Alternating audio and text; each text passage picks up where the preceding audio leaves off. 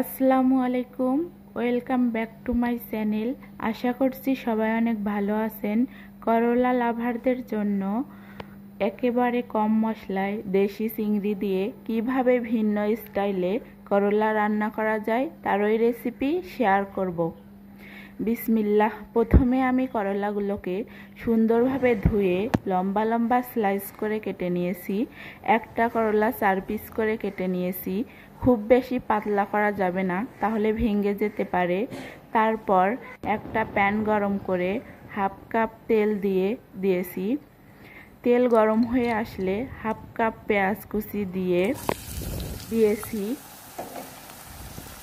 এই রান্নায় পেঁয়াজ একটু বেশি ব্যবহার করতে হবে, তাহলে করলাগুলো কম তেতো লাগবে। তারপর পেঁয়াজগুলো নেড়েচেড়ে হালকা ব্রাউন কালার হয়ে আসা পর্যন্ত ভেজে নিয়েছি। পেঁয়াজগুলো যখন হালকা ব্রাউন কালার হয়ে এসেছে, তখন আগে থেকে ধুয়ে রাখা চিংড়ি মাছগুলো দিয়ে একটু লাল লাল করে ভেজে নিয়েছি। তারপর 1 টেবিল চামচ হলুদের গুঁড়া ও 1 টেবিল চামচ মরিচের গুঁড়া দিয়ে নেড়েচেড়ে মাছগুলোর সঙ্গে মিশিয়ে নিয়েছি।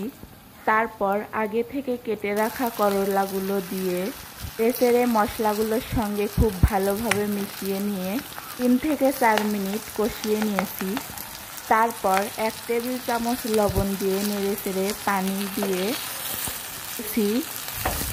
খুব বেশি পানি দেওয়ার প্রয়োজন নেই, তাহলে করলাগুলো বেশি তেতো হয়ে যাবে। আমি হাফ মগ পানি দিয়েছি, এতেই করলাগুলো খুব সুন্দরভাবে সিদ্ধ হয়ে গিয়েছিল। তারপর 8 থেকে 10টা কাঁচামরিচ ফালি দিয়ে ঢাকনা দিয়ে ঢেকে দিয়েছি। মাঝে মাঝে ঢাকনা খুলে নেড়ে দিয়েছি। তারপর যখন পানি শুকিয়ে এসেছে, তখন আলতোভাবে নেড়েচেড়ে ভাজা ভাজা করে নামিয়ে নিয়েছি। এই গরমে কলিজা ঠান্ডা করা একটা রেসিপি। গরম গরম ভাতের সাথে গরম গরম এই করলা ভাজি খেতে অসম্ভব মজা লাগে। রেসিপি ভালো লাগলে বাসায় অবশ্যই একবার ট্রাই করে দেখবেন। আর আমার দেশি রান্নার বেশি স্বাদ চ্যানেলটাকে সাবস্ক্রাইব করে পাশে থাকার অনুরোধ রইল। আজকে এই পর্যন্ত বিদায় নিচ্ছি। সবাই ভালো থাকবেন। আল্লাহ হাফেজ।